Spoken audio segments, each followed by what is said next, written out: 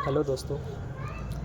Last year मेरे NEET में 604 marks थे और लास्ट ईयर मैंने डिसाइड कर लिया था कि मैं नीट आगे नहीं दूंगा और मैं बीएमएस के लिए अप्लाई करूंगा। मतलब मुझे पता था कि 609 पे मेरे पहले 609 थे और एक क्वेश्चन के बाद 604 रह गए थे, तो मुझे दिख गया था कि मुझे एमबीबीएस तो नहीं मिलेगी। तब मैंने सोच लिया था कि मैं ना बीएमएस के लिए अप्लाई करूँगा, मैं ड्रॉप नहीं लेने वाला। मैंने अपने पेरेंट्स से भी कह दिया था कि मैं अब ड्रॉप नहीं लूँगा, अब मैं बीएमएस के लिए अप्लाई करूँगा। मेरे घर वाले भी मान गए थे, ठीक है। फिर कुछ दिन के बाद रिज़ल्ट आने के पिछले साल रिज़ल्ट आने के कुछ दिन बाद मुझे कॉल आई मेरिट विद्यापीठ पीडब्ल्यू से।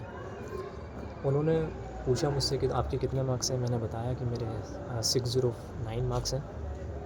उन्होंने कहा कि आप एक काम करिए, आप हमारे यहाँ जाइए ऑफलाइन सेंटर में, हम आपको पूरे साल नीट की कोचिंग फ्री देंगे। आपको स्टडी मटेरियल वगैरह, टेस्ट सीरीज़, सब कुछ, क्लासेस वगैरह सब कुछ, आपको 1 रुपये भी पे नहीं करना।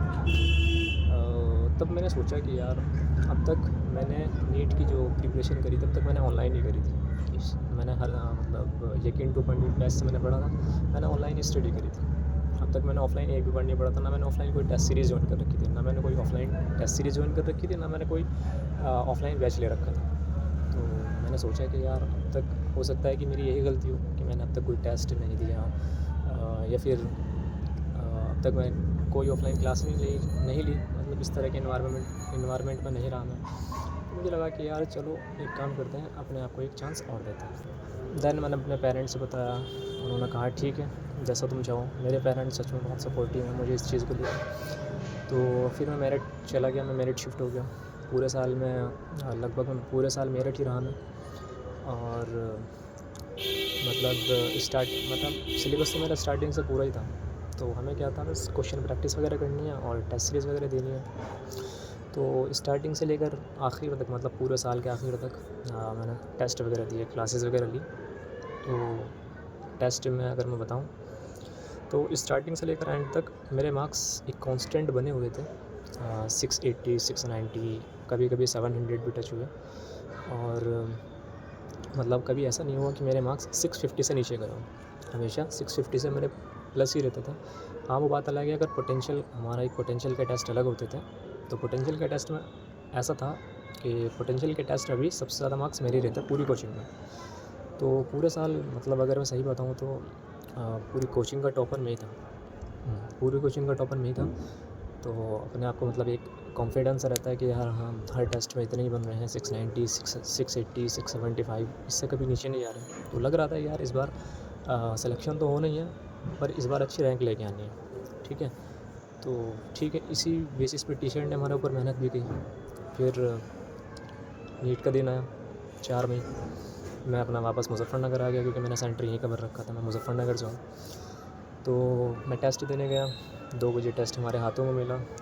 तो एज़ यूजुअल जैसे मैं बायो से स्टार्ट करता था, मैंने बायो से स्टार्ट की। तो मैंने अपना एक टाइम नोट कर रखा था, जितने भी टेस्ट इससे पहले मैं दे रहा था ऑफलाइन में। तो उसमें क्या था कि मुझे बायो करने में वही अपना 20 से लेकर 30 मिनट्स मुझे लगती थी। कैसा ही पेपर क्यों ना हो, मुझे कभी ऐसा नहीं हुआ कि कभी मुझे 40 मिनट से ज़्यादा लगी हो। हमेशा 30 मिनट्स एवरेज थे मेरे, 25-30 मिनट्स मुझे लगते थे। जब नीट के पेपर में मैंने बायो स्टार्ट करी, तो बायो करते करते मुझे पता ही नहीं लगा कि पेपर कितना लेंदी हो गया, क्योंकि मैं कभी बीच में टाइम नहीं देखता। तो जैसे मेरी बायो कंप्लीट हुई, मैंने ऊपर टाइम देखा तो टाइम 50 मिनट हो गई थी। थोड़ा सा मुझे लगा कि यार ज़्यादा हो गया, क्योंकि इतना नहीं होना चाहिए था। खैर, फिर मैंने केमिस्ट्री स्टार्ट की। केमिस्ट्री सही बताऊँ तो मेरी सबसे अच्छा सब्जेक्ट मेरा केमिस्ट्री है, बायो से भी अच्छा सब्जेक्ट मेरा केमिस्ट्री है। ऑलमोस्ट मुझे 40 मिनट्स लगी मुझे केमिस्ट्री करने में, जिसमें कुछ क्वेश्चंस मैंने, कुछ 2-4 क्वेश्चंस मैंने बाद के लिए छोड़ दिए कि ये बाद में कर लूँगा मैं। तो 1.5 घंटा हो चुका था और मेरे पास 1.5 घंटा बचा था। तो मुझे लगा कि यार फिर 1.5 घंटा काफ़ी है पेपर, फिज़िक्स का पेपर सॉल्व करने के लिए। तब तक मैंने कोई ओएमआर नहीं भरी थी, क्योंकि मेरा यही पैटर्न था कि मैं पेपर करने के बाद ओएमआर भरता था, जिससे मतलब पेपर थोड़ा थोड़ा दोबारा चेक करते रहो। चेक करने के साथ साथ दोबारा चेक करने से थोड़ा बहुत सिली मिस्टेक जो हो जाती है उससे आपको मिल जाता है कि यार हाँ ये गलत हो गया जल्दीबाजी में। तो मैं फ़िज़िक्स स्टार्ट की, मेरा कोड था 45, पहला क्वेश्चन सरफेस टेंशन वाला। अच्छा, मेरा क्या पैटर्न था, मेरा ये पैटर्न था कि मैं जब पेपर सॉल्व करता था, तो बायो, केमिस्ट्री करने के बाद मैं जब फिज़िक्स पे जंप करता था, तो मैं आसान क्वेश्चन ढूँढता था। मतलब माइंड को थोड़ा-सा रिलैक्स करने के लिए, तो मैं फिज़िक्स में आसान-आसान क्वेश्चंस करता था। इस बार भी मैंने वही किया, जब मैंने फिज़िक्स पे वापस जंप किया, तो मैं फिज़िक्स जब करने लगा, तो मैं आसान क्वेश्चन ढूँढने लगा। पहला क्वेश्चन, दूसरा क्वेश्चन, तीसरा क्वेश्चन, ऐसे करते-करते 10 क्वेश्चंस हो गए, जिससे मुझे कोई भी ऐसा क्वेश्चन नहीं मिला, जो देखने के बाद मैं डायरेक्ट इसको कह सकूँ कि इसका आंसर ये है। ऐसा कोई क्वेश्चन नहीं मिला मुझे। ऑलमोस्ट पूरा पेपर मैंने फिज़िक्स का देख लिया। मुश्किल से मुझे 5 क्वेश्चन ऐसे मिले होंगे, जिनका थोड़ी-सी हल्की-सी मेहनत करने पे आंसर निकल गया। देन फिर मैंने सोचा कि अब सारे क्वेश्चंस करने हैं फिज़िक्स के। फिर मैं करता गया। तो ऑलमोस्ट मेरे 25 क्वेश्चन्स हो गए थे फिज़िक्स के। मैंने ऊपर टाइम देखा, टाइम 4:30 बज रहे थे, यानी कि सिर्फ आधा घंटा बचा था, और जिसमें अभी तक मैंने कोई ओएमआर नहीं भरी थी। तो मैंने सोचा कि आधा घंटा बचा है, और तो मुझे क्या करना चाहिए, ओएमआर भर लेनी चाहिए। तब मैंने ओएमआर भरनी शुरू की। तो बायो की ओएमआर भरी। बायो की ओएमआर भरते-भरते मुझे पता चला कि मैंने पेपर के 1 पेज की जगह 2 पेज खोल दिए एक बार। उसमें क्या हुआ कि बीच के मेरा हिंदी मीडियम का पेपर था, तो उसमें 6 क्वेश्चंस थे। 6 क्वेश्चन मैंने स्किप कर रखे थे, तो फिर मैंने उन 6 क्वेश्चंस को भी दोबारा किया। तो पूरी बायो की ओएमआर, केमिस्ट्री और फिज़िक्स की ओएमआर भरने के बाद मैंने टाइम देखा, मेरे पास सिर्फ 10 मिनट बचे थे, और मेरे अभी 20 क्वेश्चंस बच रहे थे। मुझे लगा कि यार ये क्या हो रहा है। फिर भी मैंने जल्दी पूरा पेपर किया, और पेपर करने के आखिर तक मैंने देखा कि मेरे 15 क्वेश्चंस अभी फिज़िक्स के छूट गए हैं, और 2 क्वेश्चंस मेरे केमिस्ट्री के रह गए हैं। बस फिर क्या था, माइंड में चलने लगा कि यार पेपर पूरा हो गया, पेपर सबमिट कर दिया हमने। और बस मेरी हालत मतलब ये कि माइंड इतना ज़्यादा हैवी, इतना ज़्यादा स्ट्रेस आने लगा था माइंड के अंदर कि यार 15 क्वेश्चन फिज़िक्स में छोड़ना, 2 क्वेश्चंस केमिस्ट्री में छोड़ना, ऑलमोस्ट 17 क्वेश्चंस मैंने छोड़ दिए थे। तो मैंने कैलकुलेट किया कि यार 650 के अराउंड मैंने पेपर किया है, 650 के अराउंड का मैंने पेपर किया है, और तो क्या होगा। मैंने सोचा कि यार चलो 600 भी आ जाए तो गनीमत होगी, बहुत अच्छे नंबर हो जाएंगे 600। तो मुझे पता था कि यार पेपर बहुत टफ़ है, और सिर्फ मुझे पेपर के दौरान पता चल गया था कि यार ऐसा नहीं है कि मेरे लिए टफ़ है, सभी के लिए टफ़ है। क्योंकि यार ये बात है, अगर तुम टॉपर्स हो तो तुम हर तरीके के क्वेश्चंस करते हो, तो तुम्हें पता है कि अगर ये क्वेश्चंस तुम्हें नहीं हो रहे हैं, तो तुम्हें ये पता चल जाता है कि यार 99.9% बच्चे ऐसे होंगे जो उसको स्किप कर रहे होंगे। तो मैंने भी वही सोचा, मैंने अपने आप को रिलैक्स रख के पूरा पेपर किया मैंने। तो घर आया मैं, एज़ यूजुअल मैंने घर आके पेरेंट्स ने पूछा, हाँ भाई कितने मार्क्स बन रहे हैं, 720 तो आ जाएंगे इस बार। मेरा माइंड इतना ज़्यादा हैवी हो रहा था। मैंने कहा कि मेरे क्या 700 इस बार, अगर कोई 720 अगर किसी टॉपर की भी आ जाए, इवन 720 आप छोड़ो, अगर 700 भी इस बार किसी टॉपर के आ जाए, तो आप मुझे कह दीजिए। पेरेंट्स ने मुझे किया क्या हो गया, मैंने कहा कि पेपर बहुत ज़्यादा टफ था, मतलब अच्छे खासा टफ था। तो फिर इतने सारे मतलब मैं ऐसा हो रहा था कि मतलब मेरा किसी से बात करने का मन नहीं कर रहा। मतलब होता है कि यार अगर आप, ज़ाहिर सी बात है यार, आप कोचिंग के टॉपर हो, ठीक है, आपके हर टेस्ट में 700 के आसपास आ रहे हैं, और तभी ऐसा हो जाए कि आप 650 का भी पेपर ना कर पाओ। अटैम्प्ट भी नहीं किया मैंने 650 का, और आपको पता है कि आप 650 का अगर आप करके आ रहे हो तो पूरे तो आने से रहे। ऐसा पेपर में पूरे कभी नहीं आते, नेगेटिव ज़रूर जाएंगे, आप गलत ज़रूर करोगे कुछ ना कुछ। ठीक है, तो मैंने देखा हर तरफ से मेरे पास कॉल आई हुई थी, दोस्तों की, रिश्तेदारों की, और कोचिंग से टीचर्स की कॉल भी आई हुई थी। तो मेरा उस दिन मेरा किसी का भी दिल नहीं कर रहा कि मैं किसी की कॉल उठाऊँ, ना मेरे में इतनी हिम्मत थी। फिर रात को मैंने देखा कि रात को मेरे मतलब जो कोचिंग के जो मेरे साथ के जो टॉपर्स थे, उनकी कॉल आई। उनसे मैंने बात की, तो पता चला कि हाँ, सच में किसी के 20 क्वेश्चन छूट गए हैं, किसी के 25 क्वेश्चन छूट गए हैं, किसी के 18 क्वेश्चन, मतलब ऐसा था ही। तो मुझे लग रहा था यार, फिर भी मुझे लगा कि यार हाँ, मैंने काफ़ी हद तक ठीक कर दिया पेपर। 15-17 क्वेश्चन मैंने छोड़े हैं, तो कुछ ज़्यादा नहीं है। पर हाँ, मतलब फिर भी डर लगा रहता है कि उस टाइम आपको ऐसा ही लग रहा था, मतलब कोई भी देखे ऐसा लग रहा था कि यार 600 के अराउंड कट ऑफ जाएगी, इससे नीचे तो मतलब जाना एक अनयूजुअल से लग रहा था। तो फिर ऐसा लग ही रहा था कि यार 600 तो मेरे मार्क्स आने से रहे, क्योंकि 650 का तुम करके आए हो, इतना हार्ड पेपर में तुम सिली ना करो या गलत ना करो, ऐसा नहीं हो सकता। फिर भी तो कुछ दिन के बाद सारे आंसर की वगैरह आगे सब जगह की, तो मेरे सारे दोस्तों ने मार्क्स कैलकुलेट कर लिए। तो पर मेरी हिम्मत नहीं हो रही थी यार कि मैं मार्क्स कैलकुलेट करूँ, मतलब इतना ज़्यादा डर लग रहा था, इतनी ज़्यादा मेरी हालत ख़राब थी, मुझे लग नहीं रहा था कि यार मैं मतलब इस सिचुएशन में था ही नहीं मैं। खैर मैंने सबसे पूछा, तो एक दोस्त ने मेरे बताया कि उसके 490 बन रहे हैं, एक ने कहा उसके 500 बन रहे हैं, एक ने 510 बोला, एक ने 520 बोला।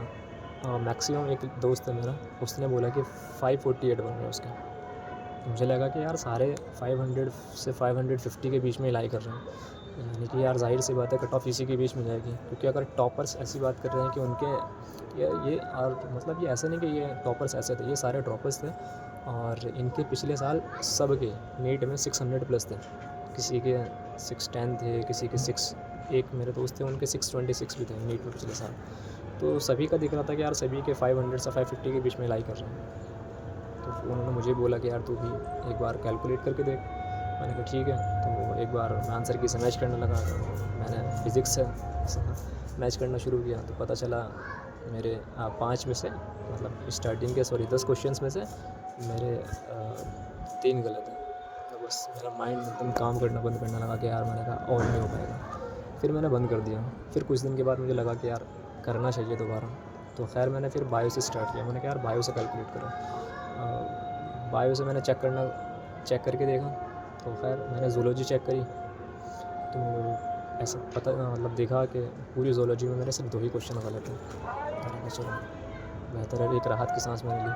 फिर मैंने बॉटनी चेक की तो पता चला बॉटनी में मेरे 3 क्वेश्चन गलत हैं, जिसमें से एक जो क्वेश्चंस कॉन्ट्रोवर्शियल भी हैं, आपका फिग वाला हो गया, आपका पेडिग्री वाला हो गया।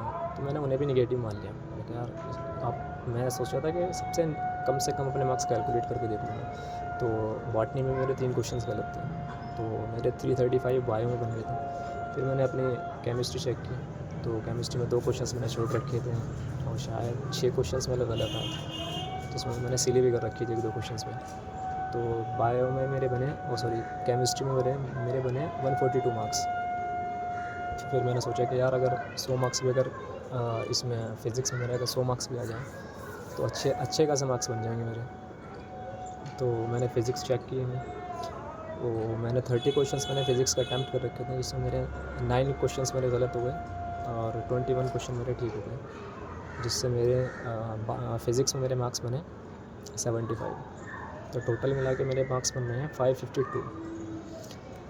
अब मतलब एक राहत की सांस भी आ रही है कि यार हाँ 550 से ऊपर जा रहे हैं, क्योंकि सारे टीचर्स ने कट ऑफ बता रखी हैं 520, 510, कोई 500 बता रहा है, ठीक है। तो सारे 520 के आसपास ही बता रहा है। पर मतलब सब बोल रहे हैं, सारे टीचर्स को मैंने बताया, सब टीचर्स बोल भी रहे हैं कि हाँ आपके 552 बहुत अच्छे मार्क्स हैं, आपको इस साल गवर्नमेंट कॉलेज 100% मिलेगा।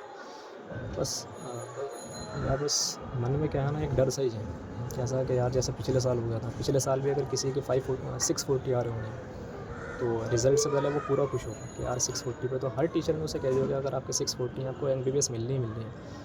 पर आपने देखा कि पिछले साल क्या हुआ। पिछले साल 650 वाले को भी MBBS मिलनी भारी पड़ गई, उसे MBBS नहीं मिली 650 वाले को भी।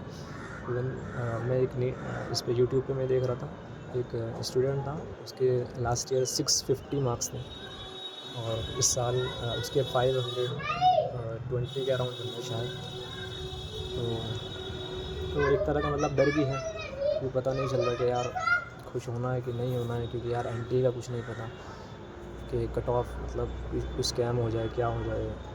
ये तो अभी फिर इंदौर का पता चला कि यार इंदौर में वहाँ पे लाइट नहीं थी वहाँ पे, तो बच्चों ने सुप्रीम कोर्ट में पिटीशन डाल रखी है। तो एक उनका भी लग रहा है कि यार उनका रीनीट हो गया तो क्या होगा। मतलब काफ़ी ज़्यादा बच्चे यार वहाँ पे, ऐसा नहीं है कि 150 बच्चे हैं, काफ़ी वहाँ पे काफ़ी बच्चे हैं। तो अगर उनका रीनीट होता है तब भी यार हमें नुकसान ही है। मतलब क्या है कि देखो टफ़ भी आ जाए तो कम से कम ऐसा तो है यार वो मेंटली प्रिपेयर है इस चीज़ के लिए। तो अब इस साल के पेपर के लिए कोई मेंटली प्रिपेयर था ही नहीं, अनएक्सपेक्टेड था बिल्कुल ही। फ़िज़िक्स का, केमिस्ट्री का, बायो का, मतलब इन्होंने तीनों ही चीज़ें डिफ़िकल्ट दे दी। तो खैर अभी देखते हैं कि रिज़ल्ट में रैंक क्या रहती है, क्या होता है। बस दुआ यही है कि यार इस बार हो जाना चाहिए यार, क्योंकि यार सच में बहुत मेहनत कर ली इस चीज़ के लिए, तो ये चीज़ मिल जानी चाहिए। फिर भी देखते हैं, चलो रिज़ल्ट आएगा। रिज़ल्ट के लिए बस सोच रहा हूँ मैं तो कल ही आ जाए रिज़ल्ट, क्योंकि यार रोज़ से मरना ऐसा है ना कि आप रोज़ इस चीज़ के लिए मर रहे हो, तो ऐसा हो जाए कि बस एक बार में वो चीज़ आ जाए, आप देख लो उस चीज़ के लिए। तो देखते हैं। फिर भी अभी मुझे नहीं पता कि मुझे खुश होना है कि नहीं होना है, क्योंकि NTA आपको पता है कि कब क्या कर दे, ये किसी को नहीं पता।